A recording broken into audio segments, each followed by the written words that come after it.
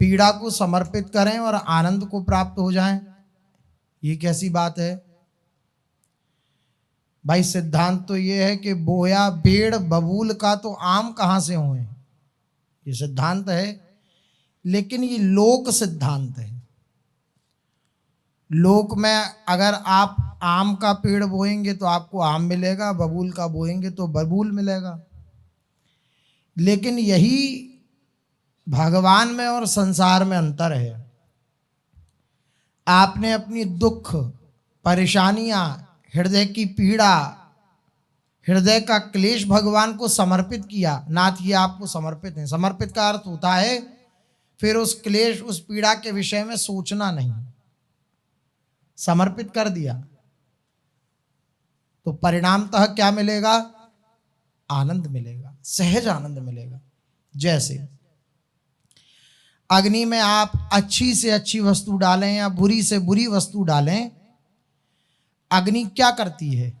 अपना स्वरूप प्रदान कर देती है उस वस्तु को, वो अच्छी हो चाहे बुरी हो।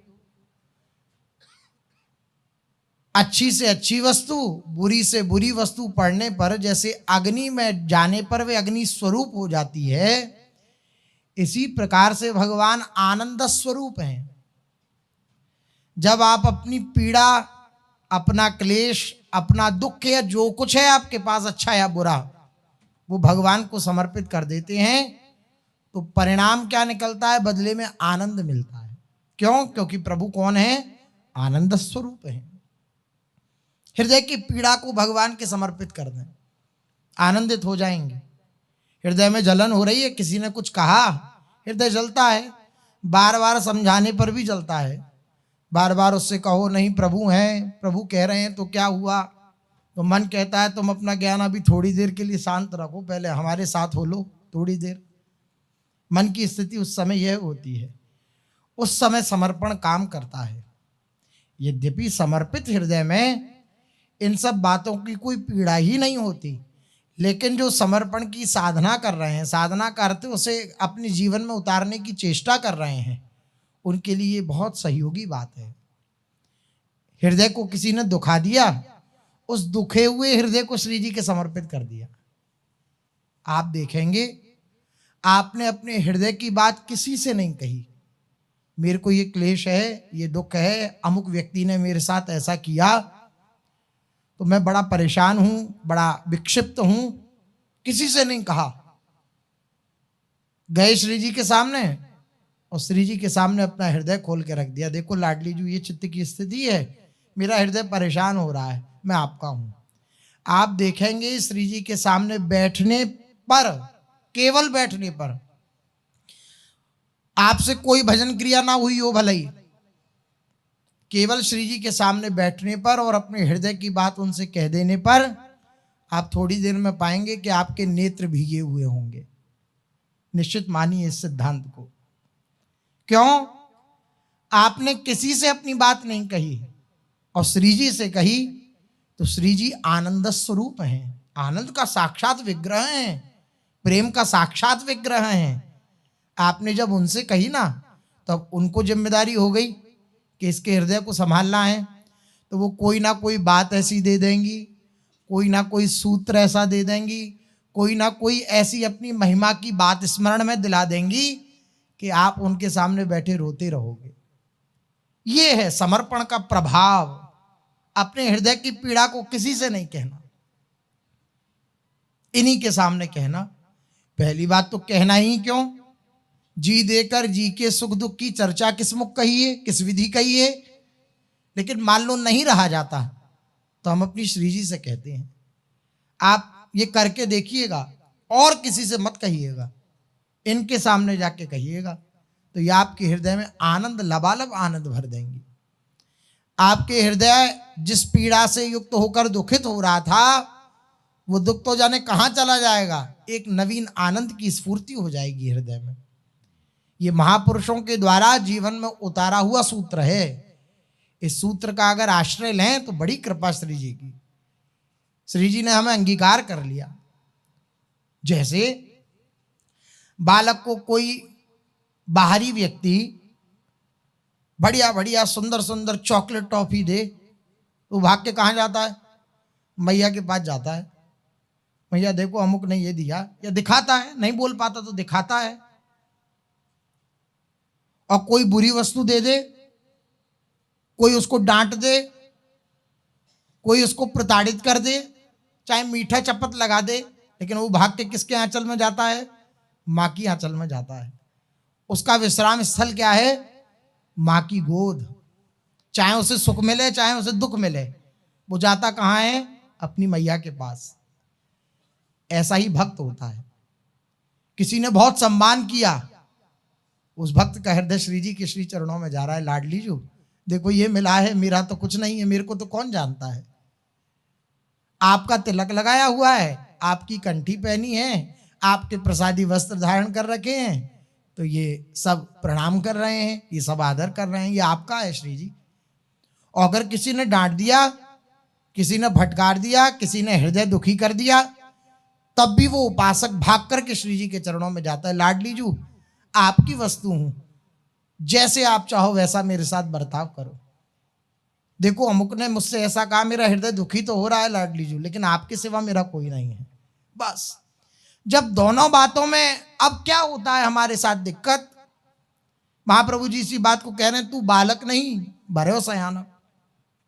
हम बच्चा तो बन नहीं पाते, बालक बन नहीं पाते, हम बजाते हैं चतुर। चतुर कैसे? इसने मुझे सुखी करा तो अब मैं इसको अनुकूलता दूंगा, इसकी बात मानूंगा, इसके साथ मित्रता का व्यवहार करूंगा। इसने मुझे दुखी करा तो अब मैं इससे ईर्ष्या करूंगा, मैं इससे डाह करूंगा, अब मैं इससे बदले की भावना रखूंगा। अब इसने मेरे साथ ऐसा किया था, अब इसके साथ मैं ऐसा करूंगा। ये चतुरता जो है ये समर्पण नहीं होने देती, ये सहज आनंद की हृदय में स्फूर्ति नहीं होने देती। जहां बदले की भावना है वह बात नहीं बनती। बच्चे के अंदर बदले की भावना थोड़ी होती है, उसकी दृष्टि केवल माँ की गोद की तरफ होती है, भागता है। ऐसा ही भक्त होता है। जो बच्चा है ना, जात पक्षाय मातरम खगाह, ये जो शरणागति का स्तर है, भागता है श्री जी के चरणों में। नहीं लाडली जी आप देखो, तो उनको जिस समय जो उचित लगता है वो करती है श्री जी।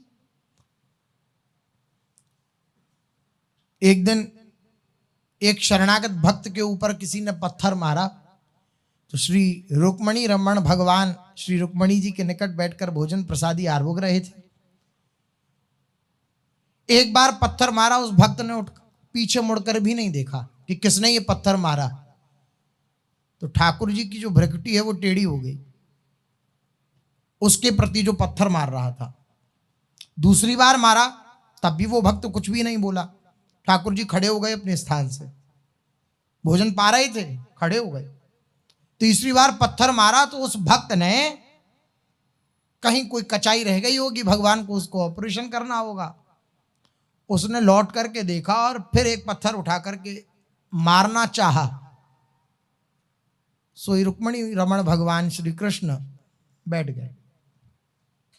रुक्मणी जी बोली, ये क्या आपकी अभी बंक भ्रकुटी हुई, फिर आप खड़े हो गए, फिर खड़े रहे, फिर बैठ गए, ये क्या? आप भोजन प्रसादी पाते समय अगर इतने व्याकुल हैं तो कहीं ना कहीं किसी ना किसी भक्त पर कोई संकट आया है, क्या कारण है? बोले हाँ, मेरे भक्त पर संकट आया था, वो कुछ उत्तर नहीं दे रहा था, तो जब वो उत्तर नहीं देगा तो मुझे देना पड़ेगा, तो मैं उठ के खड़ा हो गया था, लेकिन मैंने देखा वो उत्तर देने लायक है तो मैं बैठ गया। फिर जब भाई तू उत्तर देने लायक है तो तू दे।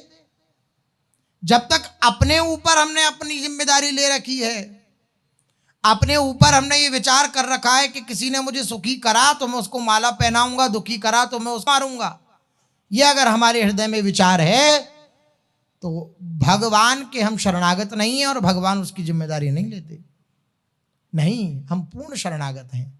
हम इसलिए नहीं है कि हम इसलिए शरणागत हो रहे हैं कि सामने वाले ने थप्पड़ मारा तो भगवान का थप्पड़ उसे लगे, ये थोड़ी होता है। कई बार ऐसी भी त्रुटि हो जाती है। बोले वैष्णव अपराध तुम जानते नहीं हो, चलो हमने तुम्हें क्षमा किया, अब ऊपर से तुम्हारा होगा जो होगा। नहीं, ऐसी भी भावना भक्त के हृदय में नहीं रहती। भक्त की स्थिति तो बड़ी ऊंची है भाई। कितनी प्रताड़नाएं, कितने कष्ट, कितने अपमान झेल कर भी उपासक, भक्त, शरणागत, वो महापुरुष कभी अपनी बात आगे नहीं रखते, वो केवल अपने प्यारे की रजामंदी देखते रहते हैं, अपना प्रश्न चिन्ह, अपनी मान्यता, अपना आग्रह आगे नहीं रखते। यही तो एक महापुरुष में और एक साधारण जीव में अंतर है। एक साधारण जीव के जीवन में कुछ अगर त्रुटि हो जाए तो वो सीधे भगवान पर दोषारोपण करता है, और एक महापुरुष के जीवन में अगर भयंकर से भयंकर कोई बात बिगड़ जाए तब भी वो भगवान के श्री चरणों में धन्यवाद ज्ञापित करते हुए उनके सामने उपस्थित रहते। ऐसा नहीं होता कि वे भगवान से प्रश्न कर बैठे, नहीं। तो भगवान के ऊपर पूरी जिम्मेदारी होती है उस उपासक की।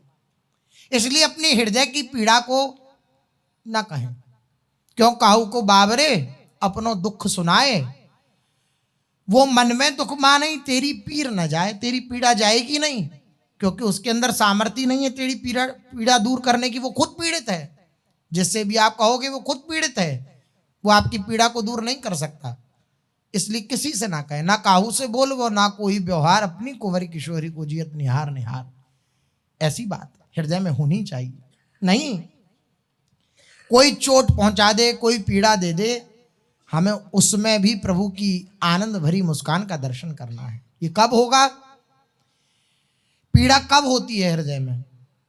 जब हम किसी पर विश्वास कर बैठते हैं, तब होती है। भगवान को छोड़ करके आप किसी व्यक्ति, किसी वस्तु, किसी स्थान पर विश्वास कर लेंगे तो आपके हृदय में पीड़ा होगी। पीड़ा ना हो इसके लिए क्या करना है? केवल और केवल भगवान पर विश्वास करना है और किसी पर विश्वास नहीं करना। और भगवान विश्वासघाती नहीं है। आप जब भगवान पर विश्वास करेंगे तो अपनों परण विसार भगत को पूरो परण निभाऊं, ये भगवान का स्वभाव है। मैं अपनी प्रतिज्ञा भूल करके भी भक्त की प्रतिज्ञा का पालन करता हूं। आहा, इसलिए जब तुम विश्वास की दृष्टि प्राप्त कर लोगे तब तुम्हें ये प्रत्यक्ष दिखलाई देगा कि तुम्हें प्राप्त होने वाले प्रत्येक पदार्थ और परिस्थिति में भगवत कृपा का मंगलमय कार्य हो रहा है। जब ये विश्वास स्थापित कर लोगे, मुझे केवल भगवान पर विश्वास धारण करना है, तो क्या इसका परिणाम होगा? प्रत्येक पदार्थ और प्रत्येक परिस्थिति में कृपा का मंगलमय कार्य हो रहा है, ये दिखेगा। मेरे जीवन में जो कुछ हो रहा है वो श्री जी की कृपा से हो रहा है। मैं जो सोच रहा हूं वैसा हो रहा है, वो मेरी इच्छा से हो रहा है, अर्थात मेरा आग्रह है उसमें। लेकिन भगवान जो स्वच्छंद अपनी इच्छा से कर रहे हैं वो भगवान की सीधी कृपा है, वो भगवान की इच्छा से हो रहा है। फिर तुम्हें चोट का दुख जरा भी ना होगा, पीड़ा का दुख जरा भी नहीं होगा। जब मंगलमय कार्य देखोगे प्रभु का ही अपने चारों तरफ, तो चोट और पीड़ा का दुख तुम्हारे हृदय में नहीं होगा। वरन चोट करने वाले परम प्रेमास्पद परम कल्याण में नित्य सहज सुहृद प्रभु के, चोट करने वाले कौन है? परम प्रेमास्पद परम कल्याण में नित्य सहज सुहृद प्रभु। उन प्रभु के मंगल में कोमल आनंद में कर स्पर्श का आनंद तुम्हें प्राप्त होगा अगर इस बात को स्वीकार कर लोगे। भगवान पर केवल विश्वास और ये देखना कि मेरे चारों तरफ उनकी कृपा का मंगलमय कवच लगा हुआ है, तो उस चोट के समय भी तुम्हें, पीड़ा के समय भी तुम्हें अनुभव क्या होगा कि भगवान के उस आनंद में कर कमल का मुझे स्पर्श प्राप्त हो रहा है, ये अनुभव होगा। ये महापुरुषों के अनुभव हैं, महापुरुषों की वाणी है। प्राय इस बात को बार बार स्मरण इसलिए दिला देते हैं कि कोई कपोल कल्पित या केवल कोरी भावुकता नहीं है कि भाई उनसे कहा हो कि भगवान के बारे में कुछ लिखो तो जो मन में आया सो लिख दिया। नहीं, उन्होंने अनुभव किया है। हमें कैसे अनुभव होगा? केवल इनको स्वीकार कर लें तो। अब देखें, हम हर परिस्थिति में देखें, हमारे मंगलमय प्रभु का कवच हमारे चारों तरफ है। कवच समझते हैं ना? किसी के कवच लगा हो तो उसके शरीर का स्पर्श कोई भी बाहरी वातावरण या बाहरी कोई भी प्रकोप उसके शरीर को स्पर्श नहीं कर सकता। कवच का ये पूरा कि भाई शरीर में कवच है। तो इसी प्रकार कृपा का कवच, अब कुछ भी हमारे जीवन में आ रहा है उस कृपा के कवच से पास होकर के आ रहा है। ऐसा नहीं है कि जो मन में आया है सो हो रहा है हमारे साथ, नहीं, हम शरणागत हैं। हमारे जीवन में वही आ रहा है जो भगवान ने हमारे लिए जरूरी समझा है, वही आ रहा है। भगवान सर्वज्ञ, सर्वशक्तिमान, सर्वथा निर्भ्रांत, सर्वलोक महेश्वर हैं। वे सब कुछ जानते हैं। ध्यान देकर के सुने, बहुत अमृतमयी बात है। वे सब कुछ जानते हैं, कुछ छुपा नहीं है उनसे। हमारे हृदय की स्थिति छुपी नहीं है उनसे, हमारे हृदय की पीड़ा छुपी नहीं है उनसे, हमारे जीवन में क्या क्लेश है छिपा नहीं है उनसे। सब कुछ कर सकते हैं, सबके स्वामी हैं वह, उनसे कभी भूल नहीं होती। कितनी खास बात है। संसार में आप किसी का आश्रय लेंगे, किसी पर विश्वास करेंगे, उससे भूल हो सकती है। वो अल्पज्ञ है, वो सर्वज्ञ नहीं है, वो सर्वशक्तिमान नहीं है। जो संसार का व्यक्ति जिसका हम भरोसा कर बैठते हैं, लेकिन भगवान सर्वज्ञ हैं, सर्वत्र हैं, सर्वशक्तिमान हैं, सर्व सुहृद हैं, और उनसे कभी भूल नहीं होती। आह, कैसी अमृतमयी बात है। ऐसे भगवान सतत सावधानी के साथ सहज रूप में तुम पर कृपा वर्षा करते रहते हैं। सावधानी के साथ, इतने बड़े होकर हम जैसों के साथ सावधानी के साथ बर्ताव करते हैं। वे बोले हमें तो नहीं लगता, हमारे जीवन में तो बड़ा कष्ट दिया उन्होंने। तो आपकी दृष्टि में वो कष्ट है, लेकिन जैसे एक चिकित्सक हमारा ऑपरेशन करने के लिए हमारे शरीर पर छुरा और ये सब भी चलाता है, तो हमें पीड़ा देने के लिए चलाता है क्या? नहीं, हमें पीड़ा मुक्त करने के लिए चलाता है, पीड़ा युक्त करने के लिए नहीं चलाता। पीड़ा उस समय हो रही है, लेकिन वो पीड़ा मुक्ति के लिए पीड़ा युक्ति है। इसलिए बहुत सावधानी पूर्वक इस बात पर विचार करना चाहिए। जब हमारे मन के संकल्प के विरुद्ध कुछ हमारे जीवन में हो जाए, हमने जैसा सोचा हो वैसा ना हो, कुछ और हो जाए, तो उस समय विचार करना चाहिए कि वो मेरे लिए जरूरी नहीं था, ये जो हो रहा है ये मेरे लिए जरूरी है। मेरे परम प्रेमास्पद सर्व सुहृद प्रभु, जो उनसे कभी भूल नहीं होती, वो मेरे जीवन में बड़ी सावधानी के साथ कृपा का वर्षण कर रहे हैं, बड़ी सावधानी के साथ सहज रूप में तुम पर कृपा वर्षा करते रहते हैं। तुम विश्वास करो। बस यही हम अटक जाते हैं, हमारा विश्वास नहीं हो पाता, हम इस बात पर विश्वास नहीं कर पाते। केवल विश्वास करो, अपने को उनके चरणों पर बिना किसी शर्त के डाल दो। हमारी कोई शर्त नहीं प्यारे, आप हमारे जीवन में ऐसा ही करो, बिना शर्त के उनके चरणों में अपने आप को डाल दो। बेशर्त प्रेम, भक्त का प्रेम कैसा होता है? बेशर्त प्रेम, कोई शर्त नहीं। आप हमसे प्रेम करते हो तो ऐसा करना चाहिए आपको, आप हमसे प्रेम करते हो तो ऐसा करो आप। ये शर्त युक्त प्रेम है, और प्रेम है ही नहीं जहां शर्त है, वहां प्रेम कहां?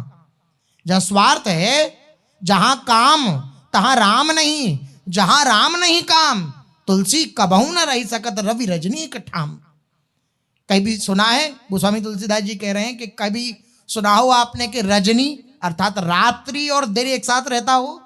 नहीं। जहां कामना है वहां प्रेम नहीं है। राम का अर्थ है प्रेम स्वरूप ही है भगवान। जहां कामना है वहां भगवान नहीं है, वहां प्रेम नहीं है। और जहां प्रेम है वहां कामना नहीं है। जहां शर्त है वहां प्रेम नहीं है, और जो बेशर्त है वही प्रेम है। इस बात को समझना चाहिए। इसलिए उनके श्री चरणों में अर्थात प्रभु के श्री चरणों में बिना किसी शर्त के अपने आप को डाल दो उनके सामने। उनके प्रत्येक विधान की मंगलमयता में विश्वास करके उसका हृदय से स्वागत करो, हृदय से स्वागत करो, आभार व्यक्त करो। प्यारे आपकी बड़ी कृपा, आपने आज मेरे जीवन में ऐसा किया, आपकी जय जयकार। आपकी हम रहते नहीं है इस बात में, हम उस परिस्थिति में ऐसे घुल मिल जाते हैं कि उस परिस्थिति में घुल मिल जाने के कारण उस परिस्थिति का प्रभाव हमारे चित्त पे पड़ जाता है। अन्यथा अगर हम इन महापुरुषों के वचनों में ही घुले मिले रहें तो किसी भी परिस्थिति का चित्त पर प्रभाव नहीं पड़ेगा। बोले नहीं, ये तो बहुत कठिन बात है। तो ऐसे मन विचार करा कर अब तक हमें महापुरुषों के वचनों को स्वीकार न करने दिया है उसने, और न करने देगा। कदम आपको बढ़ाना पड़ेगा, पहला कदम रखना पड़ेगा। महापुरुषों के वचनों को स्वीकार करना ही कदम बढ़ाना है। केवल महापुरुषों के वचनों को स्वीकार कर लें। अपने को संपूर्ण समर्पण कर दो, उनके कृपामय विधान को बदलना मत चाहो। संपूर्ण समर्पण कर दो, उनका जो कृपामय विधान है, कृपा से युक्त विधान है, उस कृपा से युक्त विधान को बदलना मत चाहो कि नाथ ऐसा मत करो, ऐसा करो। नहीं, जैसा आप चाहो वैसा करो, उन्हें छूट दे दो, उनके विधान को बदलना मत चाहो। यद्यपि एक बार अगर आपने उनसे कह दिया है कि नाथ मैं आपका, तो आप खूब रो फिबियाओ, लेकिन उनका विधान बदलता नहीं है। फिर आपको वो वही विधान में ढालेंगे जिस विधान के द्वारा आप उनको प्राप्त हो जाए। ये उनका कृपा में स्वरूप है। क्योंकि हमारा संकल्प, हमारी स्वीकृति कमजोर हो सकती है, झूठी हो सकती है, लेकिन उनका संकल्प, उनकी स्वीकृति कमजोर और झूठी नहीं होती। आपने कहा ना मैं आपका, तो हो सकता है हम कल को किसी और को कह दें मैं आपका, लेकिन भगवान ने जो स्वीकार किया, अच्छा तू मेरा तो मैं तेरा, अब उनकी स्वीकृति में गड़बड़बाजी नहीं होगी, उनकी स्वीकृति में गड़बड़ नहीं होगी। अब वो वही विधान करेंगे जो हमारे लिए उनकी प्रीति में बाधा उत्पन्न करने वाला नहीं होगा। वही विधान करेंगे जिनसे उनके चरणों में हमारी प्रीति बढ़े। बस सत्संग रूपी औषधि लेते रहें तो ये बात समझ में आती रहेगी। उनके कृपामय विधान को बदलना मत चाहो। परम पूज्य श्री राधा बाबा जी कहते हैं, प्रभु के विधान को कोई बदल नहीं सकता, इसलिए प्रभु के विधान में टांग नहीं अड़ानी चाहिए। प्रभु के विधान में टांग अड़ाओगे तो विधान तो नहीं बदलेगा, टांग टूट जाएगी, पैर टूट जाएगा। अर्थात अपनी बुद्धि लगाओगे तो बुद्धि का स्तर बहुत निम्न है, वो प्रभु की उस कृपा में विधान को नहीं समझ सकती, बुद्धि फेल हो जाएगी। 0 वाट के बल्ब में 440 वाट छोड़ दिया जाए तो क्या हालत होगी उस बल्ब की। बस ऐसी बुद्धि है। भगवान का विधान अपार करुणा से युक्त है, और हमारी बुद्धि की सोच बहुत निम्न है, बहुत छोटी है, वो नहीं सहन कर पाती है, फ्यूज हो जाएगी। इसलिए बुद्धि मत लगाओ, केवल स्वीकार करो। क्या कह रहे हैं? संपूर्ण समर्पण कर दो और स्वीकार करो उनके प्रत्येक विधान को, उनके कृपा में विधान को बदलना मत चाहो। फिर देखोगे, क्या देखोगे? उनकी कृपा सीधी तुम्हारे जीवन पर बरसेगी तथा तुम्हारे वर्तमान और भविष्य को परम उज्जवल तथा परम आनंदमय बना देगी। यही तो हम चाहते हैं, हमारा वर्तमान और हमारा भविष्य उज्जवल हो, आनंदमय हो। उसकी प्रक्रिया ये है, अपने जीवन को उनके हाथ में सौंप देना, समर्पित कर देना अपने जीवन को उनके श्री चरणों में। याद रखो, तुम जो कुछ प्राप्त करना चाहते हो, जब वह नहीं होता और जब उसमें अचानक ऐसी बाधा आ जाती है जो तुम्हारे मनोरथ को नष्ट कर देती है, हमने कुछ और सोचा, हो कुछ और गया, तो हमारा मनोरथ नष्ट हुआ, हमने जो मन में सोचा था वो नष्ट हुआ, तब वहां तुम भगवान की कृपा के दर्शन करो। उस समय भी कि मेरे मन की नहीं हुई, इसका अर्थ है भगवान कुछ और करना चाहते हैं, और भगवान जो करना चाहेंगे उसमें मेरा मंगल ही होगा। इस बात को स्वीकार करो। भगवत कृपा ही बाधा बनकर आई है। लो भाई, भगवत कृपा साधक होती है, ये तो सुना है, लेकिन भगवत कृपा बाधक भी होती है। बोले लो, भाई जी की वाणी है, भगवत कृपा ही बाधा बनकर आई है। तुम्हारी दृष्टि में वो बाधा है, लेकिन वो तुम्हें भगवान के निकट पहुंचा देगी। भगवत कृपा ही बाधा बनकर आई है और तुम्हें भारी दुख से बचाने के लिए वे आई है, जिसकी तुम्हें कल्पना नहीं है, तुम सोच भी नहीं सकते, और वह भली भांति जानती है तुम्हारे इस कार्य को असफल कर देती है।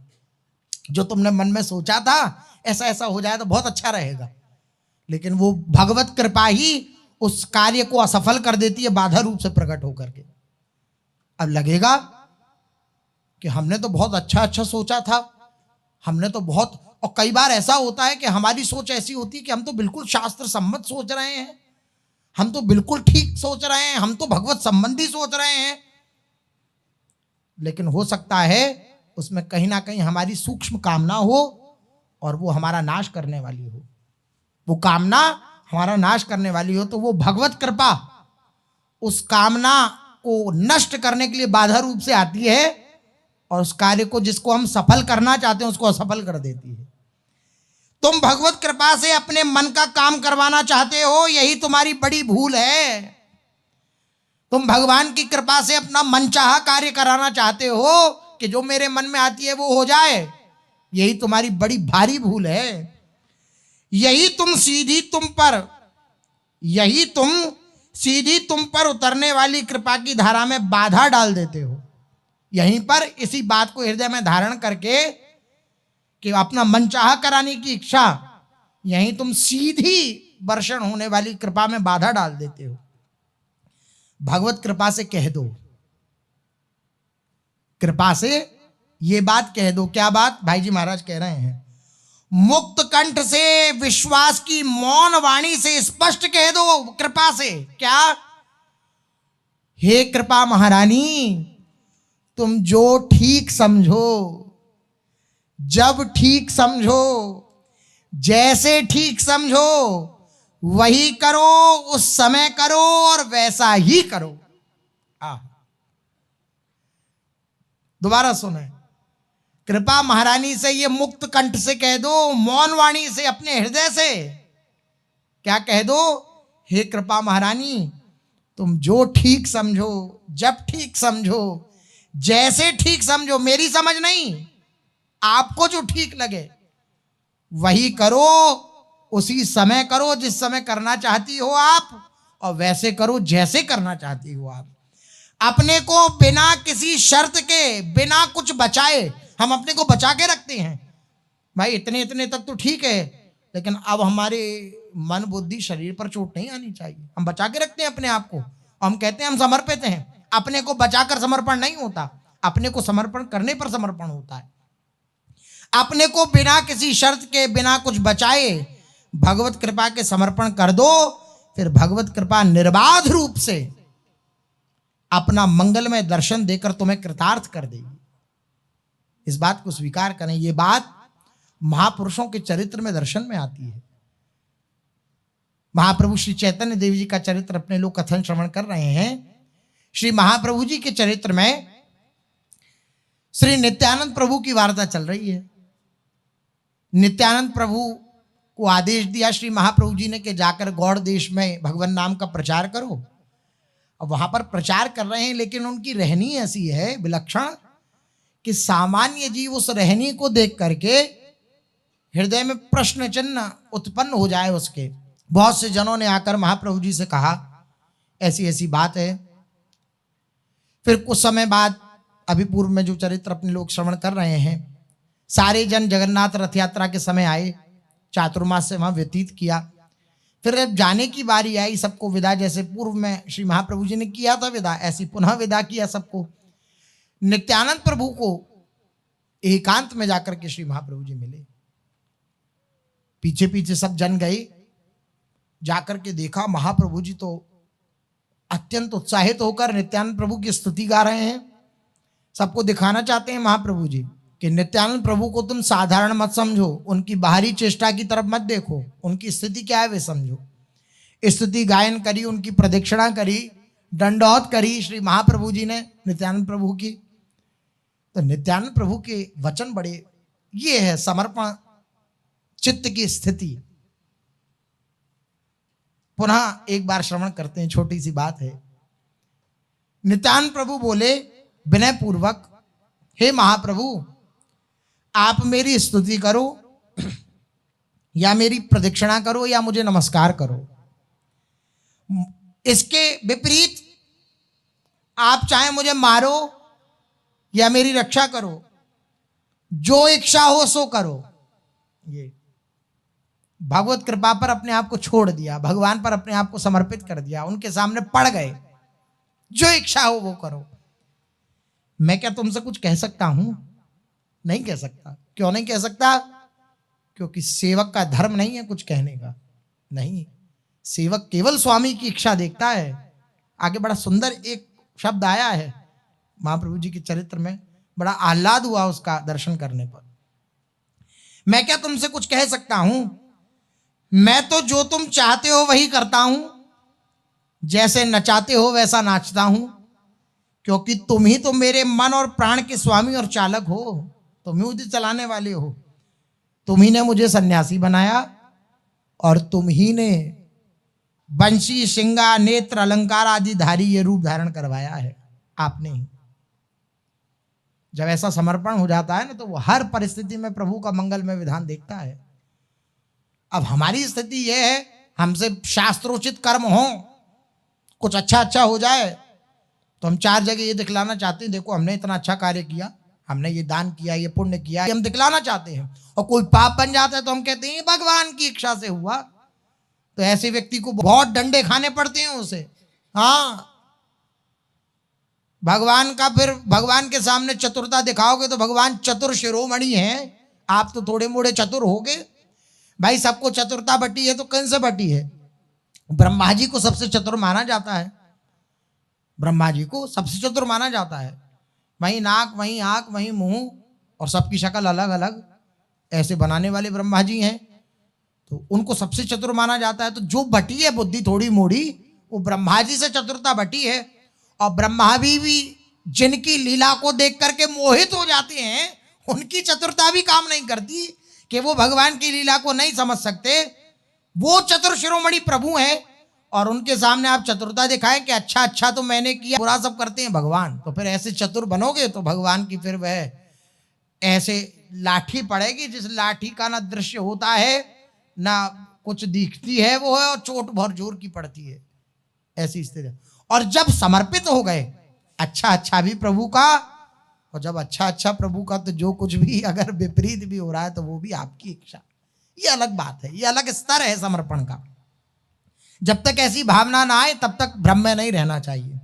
लेकिन नित्यानंद प्रभु की ऐसी स्थिति है, वो बोले नाथ तुम ही ने मुझे सन्यासी बनाया और फिर तुम ही सन्यास भंग कर वंशी, श्रृंगा, नेत्र, अलंकार आदि धारी ये रूप धारण तुमने ही मुझे कराया है। तुमने आचार्य आदि अपने प्रियजनों से तपादि और भक्ति का आचरण करवाया। जितने भी आपके प्रिय भक्त हैं, आपने जिनको उचित समझा उनसे तपादि आचरण करवाए, भक्ति के साधन करवाए, और मुझसे सन्यास धर्म के विरुद्ध आचरण करवाकर मुझे लोगों के समक्ष हास्यास्पद बनाया। किसने बनाया? आपने। लोगों ने हंसी करी ये बात नहीं है, ये लोग मेरी हंसी करते हैं, नहीं नहीं, किसी ने हंसी नहीं करी, आपने हंसी करवाई। मैं आप में हूं, मैं किसी में नहीं हूं। ये समर्पण का स्तर है। ये बात जैसे ही कही, महाप्रभु ने कहा श्रीपाद तुम हास्यास्पद होने की बात कहते हो? अरे तुम्हारे अलंकार आदि क्या साधारण है क्या? तुमने ये जो अलंकार धारण कर रखे हैं क्या साधारण हैं? यह तो श्रवण, स्मरण, कीर्तन आदि नवदा भक्ति के विभिन्न अंगों के मूर्तिमान स्वरूप हैं। जो नवदा भक्ति है उसके मूर्तिमान स्वरूप हैं ये अलंकार आदि। प्रभु भले तुम्हारे जे देह अलंकार, तुम्हारे देह पे जो अलंकार हैं, नवविधा भक्ति बई किछु नहीं यार, और कुछ नहीं है ये नवदा भक्ति है साक्षात। श्रवण, कीर्तन, स्मरण आदि नमस्कार, यही से तुम्हारे सर्वकाल अलंकार, यही तुम्हारे अलंकार हैं। श्रवण, कीर्तन, स्मरण, पाद सेवनम, अर्चनम, वंदनम, दास्यम, सख्य आत्मनिवेदनम, ये तुम्हारे अलंकार हैं, 9 अलंकार हैं। जैसे भगवान शंकर ने जिस प्रकार नाग के छल से अपने श्रीअंग पर अपने जीवन स्वरूप अनंत देव को धारण कर रखा है। छल तो ये है, लोग कहते हैं नाग लपेट रखा है, लेकिन धारण किसको कर रखा है? अनंत देव को धारण कर रखा है। वैसे ही तुमने अपने श्रीअंग पर अपने जीवन स्वरूप भक्ति के विभिन्न अंगों को धारण कर रखा है। छल से ये दिखता है कि नित्यानंद प्रभु अलंकार धारण करते हैं, लेकिन ये अलंकार नहीं है, ये साक्षात नवदा भक्ति है। जिस प्रकार असमझ लोग अपनी मूर्खता के कारण भगवान शंकर की निंदा कर अपराध करते हैं, उसी प्रकार वे तुम्हारे अलंकार आदि की निंदा कर अपराध करते हैं। जो तुम्हारे इन अलंकारों को देख करके दोष दृष्टि करता है, वे अपराध करते हैं, भोगते हैं फिर उस अपराध का परिणाम भी। उसी प्रकार जिस प्रकार भगवान शंकर की निंदा करके उसका अपराध भोगा जाता है, तुम्हारे अलंकार आदि नंद किशोर की बाल गोपाल मंडली के उस रस के मूर्तिमान स्वरूप हैं, जिससे तुम निरंतर भावित रहते हो। आनंदित रहो, नित्यानंद आनंदित रहो, हम बहुत प्रसन्न हैं। श्री महाप्रभु जी ने कहा, श्री गौर हरि ने नित्यानंद प्रभु के साथ एकांत में जाने का विचार किया। एकांत में गए, अभी तक तो सब थे, सबने ये बात सुनी, और निताई चांद के लिए बड़ी समस्या का समय आया। दूसरा देख रहा उसकी दृष्टि में, दूसरे देखने वाले की दृष्टि में निताई चांद के लिए समस्या का समय आया। निताई चांद के लिए समस्या का समय नहीं आया। श्री निताई अवधूत सन्यासी हैं। 12 वर्ष की अवस्था में माता पिता का स्नेह त्याग कर तीर्थाटन करते हुए श्रीमन महाप्रभु से श्री नवद्वीप धाम में मिले थे। इस समय श्री गौर हरि भी सन्यासी हैं और ये भी सन्यासी हैं। श्री नित्यानंद प्रभु श्री गौरांग भिन्न और कुछ नहीं जानते। श्री गौरांग महाप्रभु नित्यानंद प्रभु के सर्वस्व हैं, इसके भिन्न वह कुछ और नहीं जानते। श्री गौरांग सेवा ही इनके जीवन का व्रत है। व्रत का अर्थ होता है प्रतिज्ञा। श्री महाप्रभु जी की सेवा बन जाए, बस यही इनका जीवन है। तथा श्री गौरांग नाम ही इनकी साधना है। इनकी साधना क्या है? मैं गौरांग गौरांग रटता रहूं, बस यही मेरी साधना है। निष्दिन श्री गौर हरि के संग रहना है इनके मन की एकमात्र इच्छा है। गत वर्ष श्री गौर हरि ने इनको बेवश करके बंगाल देश के जीवों के उद्धार के लिए भेज दिया था, और यह भी आज्ञा करी थी कि तुम शीघ्र शीघ्र यहां मत आना। किंतु इनका प्रबल प्रेम गौड़ देश से इनको श्री गौर हरि के चरणारविंद में खींच लाया। चतुर चूड़ामणि सर्वज्ञ गौर हरि ने देखा कि नित्यानंद प्रभु के लिए इससे भी कठिन आज्ञा की आवश्यकता है।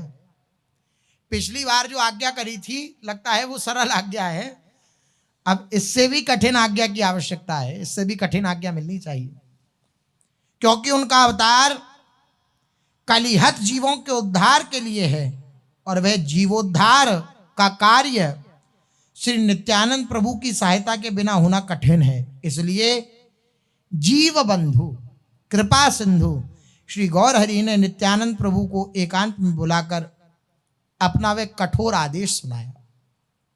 गौर हरि ने कहा, श्रीपाद, मैं आपसे एक वर मांगता हूं। आप कृपा करके प्रतिवर्ष नीलांचल मत आया करो। हमारी यद्यपि आज्ञा है कि नीलांचल आना है, लेकिन आप मत आया करो। गौड़ देश में रहकर ही मेरी इच्छा को पूर्ण करो ना।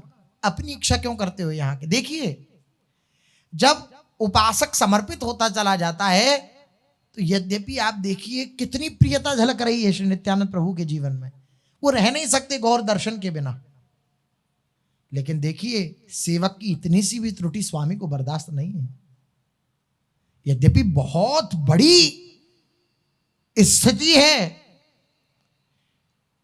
किसी महापुरुष को अपना जीवन बना लेना, उनके दर्शनों के बिना न रह पाना, बहुत बड़ी स्थिति है। संसार की आसक्ति में ही जीव फंसा रहता है, महापुरुषों से कहां प्रेम कर पाता है। महापुरुषों से प्रेम हो जाए, ऐसा प्रेम कि उनके बिना रहा ना जाए, बहुत बड़ी स्थिति है। लेकिन उससे भी बड़ी स्थिति है उनकी इच्छा में रहना। महापुरुषों की इच्छा में रहना, ये उससे भी बड़ी स्थिति है। श्री महाप्रभु जी बोले कि अब कठोर आज्ञा देने का अवसर है। बोले, आप आया मत करिए। यद्यपि नित्यानंद प्रभु की इच्छा है मैं आऊं दर्शन करूं, लेकिन महाप्रभु की इच्छा है आप आया मत करिए। गौड़ देश में रहकर मेरी इच्छा पूर्ण करिए, अपनी इच्छा में मत फंसिए। आपके बिना मेरा मनोरथ सफल करने वाला दूसरा कोई और नहीं है। ऐसे समर्पित चित्त के द्वारा ही मनोरथ भगवान का पूर्ण होता है। मेरा ये कठिन कार्य आपके द्वारा ही हो सकता है। नित्यानंद प्रभु ने अपना मुख कमल नीचे किया, सुनते रहे जैसा महाप्रभु जी ने कहा, कुछ उत्तर नहीं दिया। श्री गौर हरि फिर कहने लगे, श्रीपाद मैं तो सन्यासी हो गया हूं, तुम भी यदि मुनि धर्म को धारण करके मेरे पास रहकर वृथा कालक्षेप करते रहोगे तो इन बेचारे कलयुगी जीवों का उद्धार कैसे होगा। मैं तो सन्यासी हो ही गया, अब तुम भी मेरे पास ही रहो और वृथा कालक्षेप माने समय व्यतीत करते रहो तो इन कलयुग के जीवों का उद्धार कैसे होगा। क्या आप अपनी पहली सम्मति को भूल गए? आपका इस भूलोक में किस लिए अवतार हुआ है? आप अपनी उस बात को भूल गए क्या? तनिक ध्यान देकर देखो तो सही। श्रीपाद जीवोद्धार कार्य केवल मेरे द्वारा होना कठिन है, जीवों का दारुण दुख देखकर मेरा हृदय विदीर्ण होता है। ये कहकर श्री गौरांग महाप्रभु दीनहीन जीवों का स्मरण करके रो दिए। देखिए हम आपके लिए महापुरुष जन रोते हैं, इनका कल्याण हो जाए, ये भगवान को प्राप्त हो जाए, लेकिन जीव की बड़ी विडंबना है, वो सोचता है कि महापुरुषों को हमसे कुछ चाहिए, जब भी वो हमसे प्रेम का बर्ताव कर रहे हैं, क्योंकि हमने कभी निस्वार्थ प्रेम देखा ही नहीं, हमें कभी किसी का निस्वार्थ प्रेम मिला ही नहीं, तो हमें महापुरुषों का प्रेम देखकर भी संशय हो जाता है कि हमसे इतने प्यार से बोल रहे हैं, हमसे इतने प्यार से बात कर रहे हैं, हम जैसा जैसा कह रहे हैं वैसा वैसा ये कर दे रहे हैं, केवल हमारे मन को खींचने के लिए। इस बात को न जान करके हम महापुरुषों के प्रति भी दोष दृष्टि कर लेते हैं कि इनको हमसे कुछ चाहिए, जब भी ये हमारे अनुकूल चल रहे हैं, लेकिन ऐसा नहीं है। देखिए क्या चाहिए महाप्रभु जी को? किसी से कुछ नहीं चाहिए, और कोई कुछ दे भी सकता है क्या? उन्हें कुछ नहीं दे सकता। इस संसार के किसी भी व्यक्ति के पास ऐसी कोई वस्तु नहीं है जिस वस्तु को देने पर महापुरुष जन प्रसन्न हो जाए, ऐसी एक भी वस्तु नहीं है। घर, गाड़ी, मकान, पैसा, रुपया, ये देकर के हम महापुरुषों को संतुष्ट करना चाहें तो आप विचार करिए, इन सबको छोड़ करके वे बाबा जी हुए हैं, इन सबको त्याग करके वे भगवान की शरण में आए हैं। क्या ये वस्तुएं उन्हें प्रलोभित कर सकती हैं? नहीं कर सकती। वो आपके लिए आपसे जुड़े हैं, वो आपके लिए आपसे कह रहे हैं, लेकिन इस बात को समझना बड़ा कठिन हो जाता है। दीनहीन जीवों का स्मरण करके महाप्रभु जी रो दिए, अश्रु प्रवाह होने लगा महाप्रभु जी का। कुछ देर में सावधान होकर आप पुनः नित्यानंद प्रभु के दोनों हाथ पकड़ कर सुमधुर गदगद कंठ से बोले, नित्यानंद मेरे ऊपर जीवों का ऋण है। नित्यानंद महाप्रभु बोले, महाप्रभु जी आपने मेरा हाथ पकड़ा है, हाथ पकड़ने का अर्थ यह है कि आपको संशय है कि शायद मैं आपकी बात को ना कर दूं। भाई किसी से अपनी बात मनवानी होती है, ये संशय होता है ना हृदय में कि पता नहीं ये बात मानेगा नहीं मानेगा, तो हम पास जाते हैं, उसके हाथ पकड़ते हैं, कहते हैं भाई हम ये कहना चाहते हैं, तुम हमारी बात मान लो। आपने इस समय मेरा हाथ पकड़ा, मुझे लगता है मेरा सेवक धर्म कलंकित हो गया। नहीं, आपके हृदय में संकोच है कि मैं आपकी किसी बात को ना करूंगा? आप संकोच त्याग करके कहिए, आह भाई सेवक धर्म है। नित्यानंद मेरे ऊपर जीवों का ऋण है, मैंने प्रतिज्ञा करी थी कि इन कली के संतप्त प्राणियों को अपना प्रेम धन दान देकर उद्धार करूंगा, सो मेरे से बन नहीं रहा। मैं अपनी स्थिति में रहता ही नहीं हूं, भावावेश में रहता हूं। इस ऋण से अब तुम ही मुझे मुक्त कर सकते हो नित्यानंद। श्रीपाद तुम गौड़ देश में जाकर अब गृहस्थ धर्म को स्वीकार करो। देखिए बाबा जी हैं, नित्यानंद प्रभु सन्यासी हैं, लेकिन महाप्रभु की एक ऐसी कठोर आज्ञा हो गई कि गौड़ देश में जाकर के गृहस्थ धर्म को स्वीकार करो। सेवक कौन है? जो स्वामी की रुचि को देख करके उनकी सेवा करे। कैसी स्वामी की रुचि है? महाप्रभु जी ने कठोर आज्ञा दी, नित्यानंद जाओ गौड़ देश में जाकर के तुम गृहस्थ धर्म को स्वीकार करो। तुम्हारे द्वारा और तुम्हारे भक्तों के द्वारा तभी भली भांति जीवोद्धार होगा। कुछ दिन में मैं इस लीला को अंतर्ध्यान करके फिर तुम्हारे घर प्रकट होऊंगा। श्री महाप्रभु जी ने वरदान दिया। नित्यानंद महाप्रभु का वंश अब तक भी विराजमान है इस धराधाम पर। जैसे अपने महाप्रभु जी के वंशज विराजमान हैं, इस प्रकार से नित्यानंद प्रभु का भी वंश अभी तक, नित्यानंद परिवार, परम पूज्य श्री चंद्रशेखर बाबा जी महाराज, ये नित्यानंद परिवार के ही संत थे। फिर मैं जीवों को यथेक्ष प्रेम भक्ति का दान दूंगा, तुम्हारे ग्रह में मैं प्रकट होऊंगा। चंचल निताई चांद सावधान होकर गौर हरि की वाणी को सुन रहे थे। वाणी क्या है? श्री नित्यानंद प्रभु के लिए तलवार की धार पर चलना है, देखा जाए तो। कारण कि आजन्म ब्रह्मचारी अवधूत यति सन्यासी को फिर गृहस्थी बनाना, इससे अधिक उसकी और क्या परीक्षा हो सकती है? एक बाबा जी से कह दिया जाए तुम घर गृहस्थी को स्वीकार कर लो, इससे बड़ी उसकी परीक्षा क्या हो सकती है? लेकिन नित्यानंद प्रभु को दासाभिमान बहुत अधिक है। बहुत ध्यान देने योग्य बात है, बड़ी मीठी बात आ रही है। नित्यानंद प्रभु को लोकाभिमान नहीं है। लोग मेरे पक्ष में हैं तो लोगों के समक्ष मेरी किसी प्रकार की त्रुटि ना चला जाए कि लोग मेरे विरोध में कुछ बोलने लगे, इस प्रकार की बात नहीं उनके हृदय में। नहीं, दासाभिमान पुष्ट है। मैं गौरांग महाप्रभु का दास हूं, इस अभिमान से युक्त है नित्यानंद प्रभु। श्री गौरचंद्र इनके स्वामी हैं और ये इनके दास हैं। दास का कर्तव्य है स्वामी की आज्ञा पालन करना, इसके अतिरिक्त दास का और कोई कर्तव्य नहीं है। दास का एक ही कर्तव्य है, स्वामी की इच्छा की पूर्ति करना, स्वामी की आज्ञा पूर्ति करना। और देखिए कितनी प्यारी बात है, सच्चा दास वही है, सच्चा सेवक वही है जो स्वामी की दृष्टि के साथ नाचता रहे। आहा, कैसी मीठी बात है। सच्चा सेवक क्या है? स्वामी की दृष्टि के साथ नाचता रहे। स्वामी ने कहा उठो तो उठ गया, बैठो तो बैठ गया, ये करो तो ये किया, वो करो तो वो किया। अपनी इच्छा कुछ भी नहीं है, लेश मात्र नहीं है। स्वामी की दृष्टि जिस प्रकार से जैसे जब हुई उस प्रकार से नाच रहा है, उसका अपना अस्तित्व नहीं है, अपना हृदय में किसी प्रकार का कोई भाव नहीं है कि ऐसा हो। नहीं, यही पूर्ण समर्पण है। ऐसे उपासक के हृदय में प्रेम लबालब भर जाता है, क्योंकि ऐसा सेवक अभिन्न स्वरूप को प्राप्त हो जाता है। अब स्वामी और सेवक में दो नहीं रह गया, एक हो गया, ऐसे समर्पित चित्त वाले का। फिर स्वामी की इच्छा उसके हृदय में खेल रही है, तो क्या स्वामी सेवक अलग अलग हो गए? एक हो गए।